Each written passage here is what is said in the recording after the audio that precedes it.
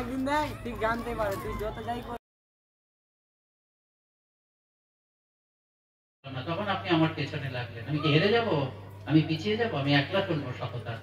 এক নম্বর হচ্ছে সততার শক্তিতে অখণ্ড বিশ্বাস। 2 নম্বর হচ্ছে কি ঈর্ষা এবং সন্দিগ্ধ ভাবের একান্ত অভাব। এগুলো হচ্ছে অপবিত্রতা। ওই যে গ্রস ইম্পিউরিটির পরেই এইগুলো অপবিত্রতা। ঈর্ষা এবং সন্দিগ্ধ ভাব, হিংসা। আমি খুব ভালো কাজ করছিলাম, গ্রামের সেবা করছিলাম। আমার এক বন্ধু সে আলাদা আরেকটা গ্রামের সেবা করতে শুরু করলো। দেখা গেল যে কোনো কারণেই হোক তার সেবাটা খুব বড় হয়ে গেল, নামডাক হলো। আমি সঙ্গে সঙ্গে হিংসা করতে শুরু করলাম। আমি যদি স্বামীজিকে ভালোবাসি, আমি কি হিংসা করব? যাক, ওই গ্রামেও স্বামীজির কাজ হচ্ছে, আমিও যতটুকু পাচ্ছি। ঈর্ষা হওয়া মানে আমি কিন্তু পিছিয়ে গেলাম, বড় হতে পারবো না। আর সন্দিগ্ধ ভাব, সন্দেহ থাকতে নেই। মহত্ব